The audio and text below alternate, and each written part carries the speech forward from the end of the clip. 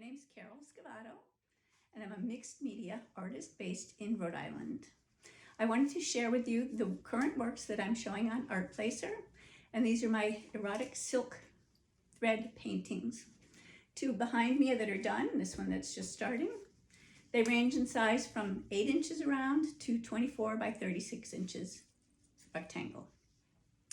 The way this whole thing started was I was working on a series called the Selfies, and that was a series that dealt with social injustices, mainly towards women.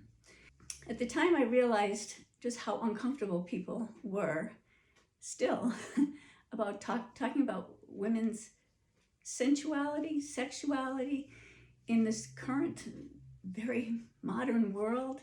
It's still like, oh, but that should be only in the bedroom. Women shied away more than I expected. So from that project led to me just doing erotic ink drawings. I like to draw with ink. It's very fluid, it's very dancey. I'm very comfortable with that. The drawings by themselves were lovely, and they are lovely. It needed to be taken a step farther. Because of the sensuality of the work, I chose Dubiani silk. So I've imported it from many different parts of the world, depending on the shortage with COVID, whether I could get it. They're all silk threads. I could show you, if you go to my Instagram, you can see day to day what I'm doing. So it's very time consuming, and it is an embroidered type situation, but I'm not using it as embroidery. I'm using it as a medium to paint. They're selling very well, actually. Women are really taking to them. People are really taking to them. Most of my clients are women and are comfortable with, once the conversation has begun, that it's okay. It's okay for you to be feminine. It's okay for you to be beautiful, and it's okay for you to feel good about that. You don't have to feel like, oh, I've got like whatever, I've got lipstick on, I'm attracting attention. Wear it if you like it. Be who you are. So this whole series is about that. So this series did start before COVID, and I was in New York the week that everything, till mid-March.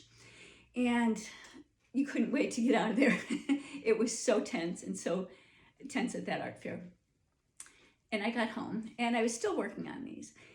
And so therefore I've become more and more housebound, studio bound, which has been good for my practice. I've got a lot of work done, but it's also made it even more intensely internally focused.